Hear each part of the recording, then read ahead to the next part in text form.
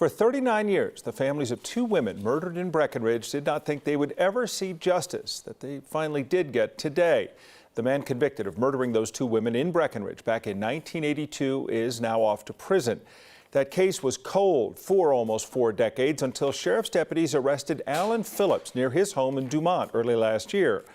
Today in court, Phillips sat stone-faced as prosecutors read statements from the families of his victims. 9 News crime and justice reporter Matt Jablow was in the courtroom when the judge sentenced Phillips to life in prison without the possibility of parole.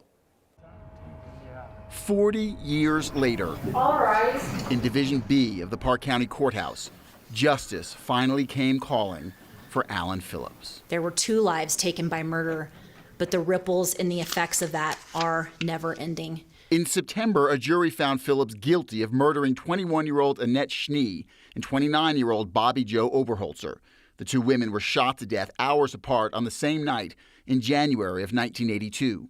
Prosecutors say both women had been hitchhiking home from Breckenridge when Phillips picked them up, shot and killed them, and then dumped their bodies. You took 2 beautiful lives from this world. The case remained unsolved until February of last year, when prosecutors say DNA evidence linked Phillips to the murders. What's more, a newspaper article from the day after the murders helped prosecutors place Phillips near the scene.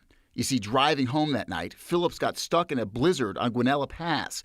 He was rescued after a passenger on a plane flying overhead saw the SOS signal that Phillips was flashing with his headlights, and the pilot then radioed for help. Alan Lee Phillips is a despicable and evil being. In court on Monday, before Phillips was sentenced to life in prison, prosecutors read a statement from Bobby Joe's husband. I pray that the lives he has so terribly affected can find their own personal solace and closure. Annette's mother wrote a statement as well, which was also read by prosecutors. She was so beautiful, so loving, and everyone loved being around her. I'm 89 years old, and I have waited 40 years for this day to come. Every day I wondered if we were going to solve it ever. Charlie McCormick is a retired Denver homicide detective who moved to Breckenridge in the late 1970s. He worked on this case for the past 32 years, most of the time as a volunteer, and played a major role in Phillips's arrest and conviction. I don't take joy in the suffering of another human being,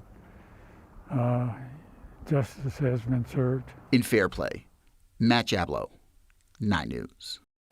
Phillips' lawyer says he continues to maintain his innocence and that he does plan to appeal.